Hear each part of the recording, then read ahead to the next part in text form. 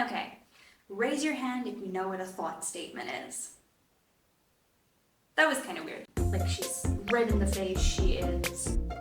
Yes, okay. Personally, I don't feel frustrated and I don't feel hopeful. I am the least decisive person that I know. I don't know.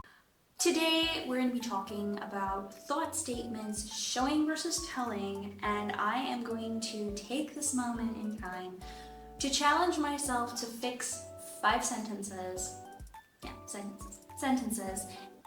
from telling to showing. We don't know how well it's gonna go. You guys are gonna have to tell me down in the comments whether you think I succeeded or not, but we're just gonna have to go with the flow and see how it goes. Okay, so the definition under what is show don't tell in writing is the show don't tell writing strategy is a technique writers use to convey information through details and actions rather than stating something outright. It often involves focusing on using sensory language and physical movements to show a character's emotions and thoughts rather than just labeling them. So instead of saying that Leslie was sad, you would say that Leslie bit her lip and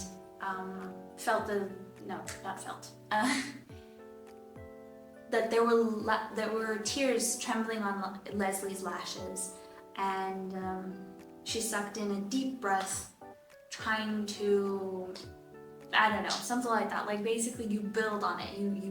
If you see someone who's sad versus saying, okay, this person's sad.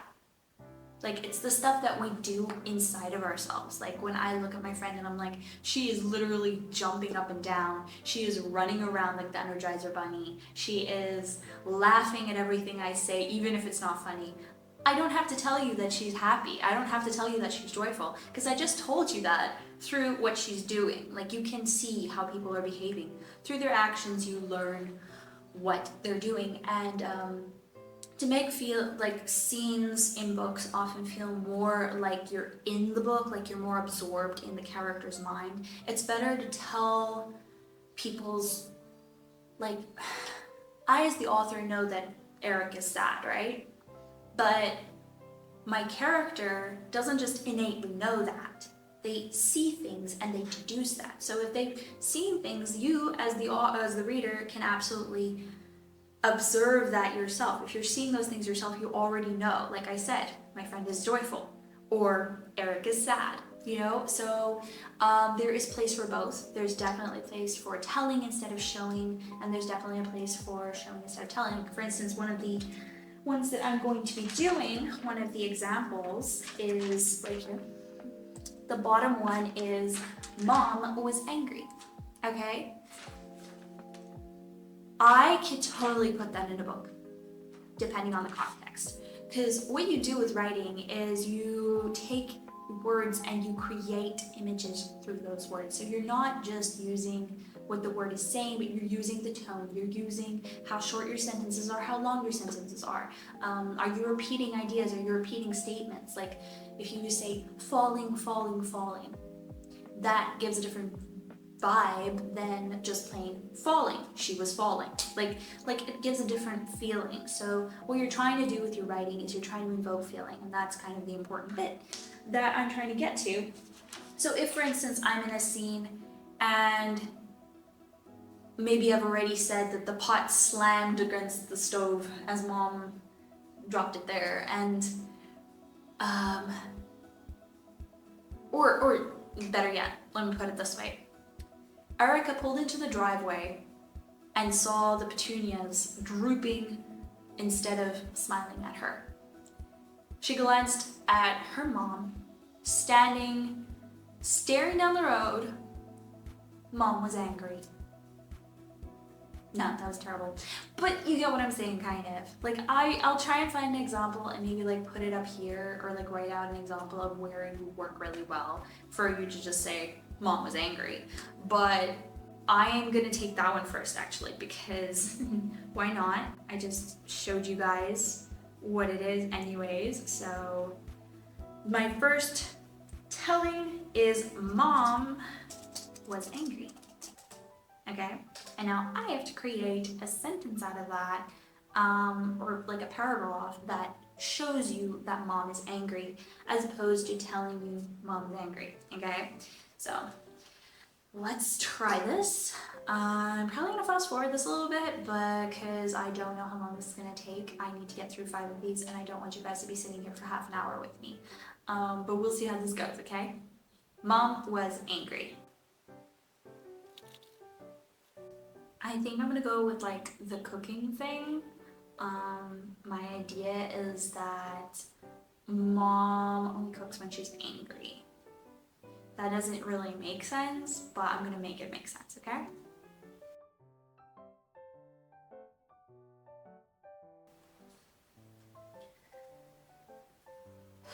Guys, this is kind of testing me. At this point, I don't think she's giving angry, she's giving happy, and I don't, like, how did I manage to mess that up? Oh my goodness, right now it's like, mom never cooked.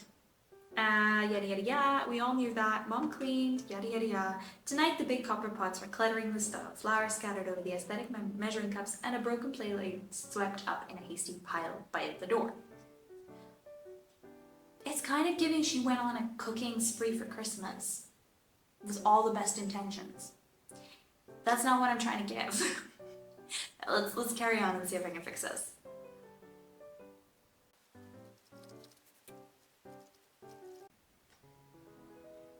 I kind of feel like I've said enough, to be honest. Kind of. Okay, here it is. Mom never cooked. She would buy amazing home-style meals from various restaurants and supermarkets, careful to create variety and maintain a healthy lifestyle. We all knew that. Mom cleaned, made sure that the house was in order, but cooking was not something she did. Except tonight. Tonight, the big copper pots were cluttering the stove. Flour was scattered over the aesthetic measuring cups, and a broken plate lay swept up in a hasty pile by the door. I should have known better than to enter the kitchen, but some macabre desire pulled me in before I could think. Mom's face was a molten red as she slammed another pan onto the ornate stovetop, muttering about undependable men and the stupid ideas they get in their heads. She didn't even see me as she flipped on the burner, barely waiting for the flames to flicker on before she stabbed the butter and flung a chunk into the poor mistreated saucepan. Are you getting angry? I feel like I'm giving angry. I hope this is giving angry. Would you think that this woman was angry if I just read you that, like without telling you what the prompt is? Comment down below and let me know. Okay, let me just unpack a little bit what I did here. I guess what I did is I took something and I made, okay, so it's an unusual thing. She's cooking, that's unusual. That's what we get from Mom Never Cooked, which is a statement that's telling, right? But that telling is giving you the showing because she's cleaning, she da da da da, and then you see a place that is obviously not her domain and it's obviously not designed to be used, and she's using it, but she is being violent, she is making, like, she's red in the face, she is muttering about her husband, potentially undependable men and stupid ideas they get in their heads, whatever that means. She doesn't see anybody. It's like she's zoned in, she's super focused, she's like violently throwing things around, taking out her frustration on this thing. So I do think I kind of nailed this one, hopefully. I think. We'll try. Okay, the next one is Catherine shifted on the uncomfortable bench, her anger reaching new heights as she waited for Jason to show up. Okay. I'm thinking go very sensory. It's a hard bench. She's not having a good time with it. What do people do when they're angry? Clench their jaw, I guess? Clench their fist. Like, I feel like when you get angry, you tense up. Cross your arms. Frown. Easily distracted, like you can't focus on something that's like if I get angry, I'm not going to be reading a book while I'm angry, okay? Because I cannot read. I cannot, like my focus is really on what I'm angry on. So maybe we focus on the fact that she can't. Yes, okay. She's trying to do her homework while she's sitting on an uncomfortable bench, and Jason was supposed to be there half an hour ago. We'll do that.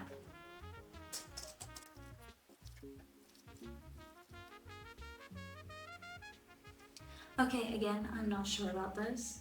I feel like I've gotten the message across that he's late and she's angry, but the uncomfortable bench part, not as much.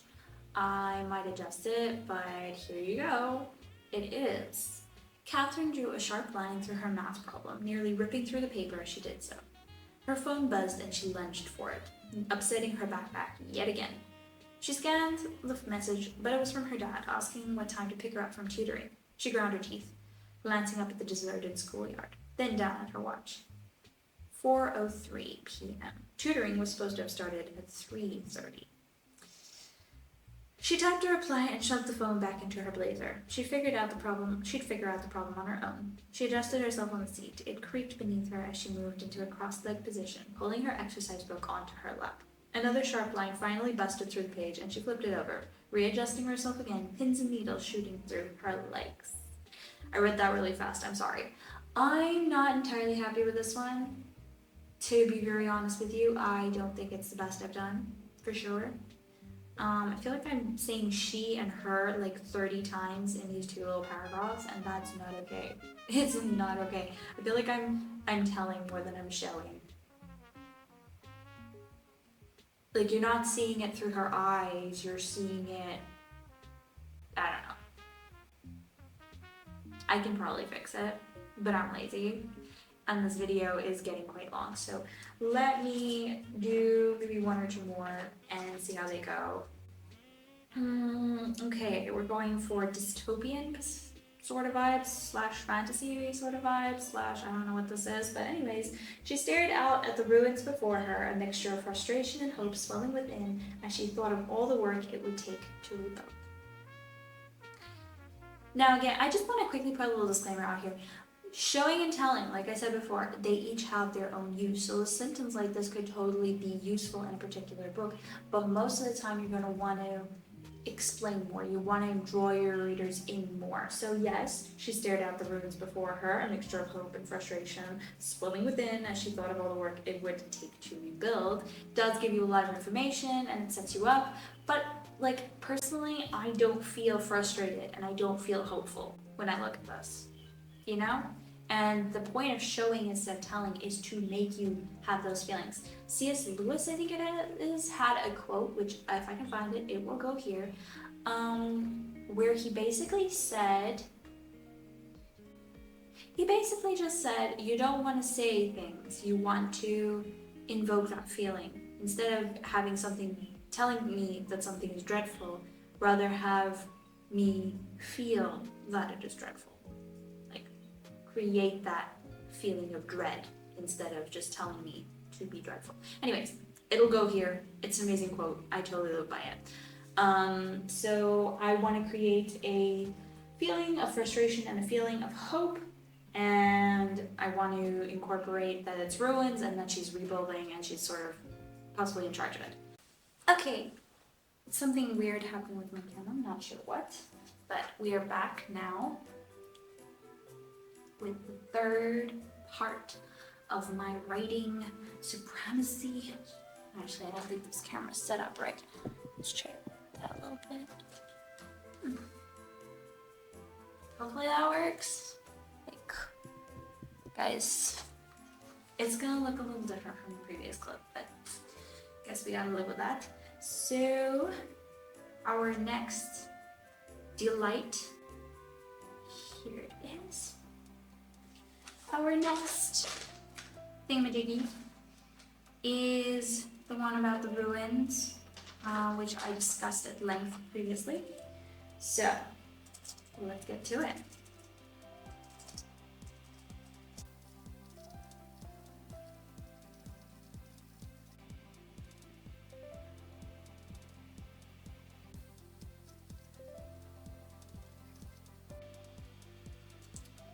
I just can't figure out how to end it, but I think I'm going to skip the ending because this is not a book, it's just a paragraph. Like, why am I stressing? Why? I don't know. Anyways, so this became: a lone figure stood on a hill overlooking the war-torn city that was once her kingdom. In the distance, a child playing in a gully that had once been a bustling road. Okay, clearly I need to work on that part. It will probably be different right here. Okay. A hawk soared over the landscape, perching on a heap of stones to the left of the regal figure. A heap of stones that would soon become buildings, roads, culverts. A heap of stones that would create life in a desolate city. Builders would be hired, guards would be set, the city would be great again. The figure shuddered in the cool night air. Time was a resource more valuable than the heap of stones. In some ways, time had become more valuable than human life. The figure grimaced and looked away from the rubble, her gaze landing on the book. She straightened, holding out one arm to the side. And then potentially the hawk lands on her arm and those things happen, so that's what I got. Are you getting she's hopeful but frustrated? I don't think I'm getting that. See, I clearly need a lot of work on this particular thing. Like, I'm doing this to practice because, I mean, I'm not editing my book yet. I'm gonna do that in the new year, which is now, when you're watching this, I'm not sure when you're gonna be watching this, honestly. While you're watching this, it's already me editing. I'm already doing this to my book. And I'm sure the editing is going great. Honestly, I don't know because I'm currently on a break, but who knows? It could be going awesome. But this is what I'm trying to do to my book. I'm trying to create those feelings, create those emotions, build on that. It's going great, I'm sure, but this is not. It's going to be great, I'm sure, but right now I'm gonna do another one, hopefully. We'll see how that one goes. So the next one is, okay, number three. Well, this is number 4 for us, I think. The bus was late, and as much as Kyle didn't want to attend the Chancellor's funeral, being late was something he wanted even less. Or, the next one, number 4, is his eyes sparkled with anger, clearly holding himself back from destroying the arrogant foe before him. And I'm gonna go with that one, because although the other one that I wrote is great and all, I think that it's gonna be harder. And frankly, right now I'm just cutting myself a break. I think I'm fairly done for all creative thinking. Let's see if I can get his eyes sparked with anger into, you know, that. Okay, we got something. It went from this to his body had gone rigid, tense. The very air snapped with electricity. A low hum filled her senses as she watched him face off with his adversary. She could see every muscle in his arms bunching together as his hands clenched into fists. And yet, his face remained placid, indifferent even. Power radiated from his lips at the same frequency as arrogance radiated from his foe. Okay, I'm good with it. I'm fine with that. Like, I honestly know I need a lot of practice on this, but I actually think I've been doing pretty good. Like, honestly, these are not bad to go from telling to showing. I feel like I'm getting the hang of it. It's not the easiest thing, honestly, to get the hang of, to get like the whole telling out of the way and showing into the way, and also to know when you should do what and those things. Like, I mentioned this in a reel previously where I was like, I am the least decisive person that I know. Literally. And yet I am the one who chose to be an author, where I literally have to make decisions. Life decisions for characters, side characters. I have to choose whether people live or die. I have to choose with, like, I don't know. It's like, yes, I'm definitely doing it. I'm not backing out, but this is not, it's a lot of decisions. Let's just leave it at that. There's a lot of decisions involved. Anyways, so you guys are going to have to tell me how I did down in the comments below. And also, I just want to take this moment to encourage you and say that writing is a learning process. Like, it doesn't just happen. Like, you have to learn, you have to engage with your particular writing style, you have to engage with other people's feedback, with all these things. Like, it's not an easy thing to do, but it's something that you need to embrace in order to become the best writer you can be. And even if you're not writing, even if that's not what you want to do and you just kind of enjoy the videos because I'm suffering, you're more than welcome to do that. It's funny. It's really funny. But like honestly, I think just sticking with your dreams and realizing that everything's a learning curve. Like you don't start out a master at anything. You have to be willing to be a beginner in order to reach the master level. And that's super important, like to remember that and to know that. So yeah, just keep writing, honestly. Just keep going. Gonna see you guys in the next video, okay? Bye!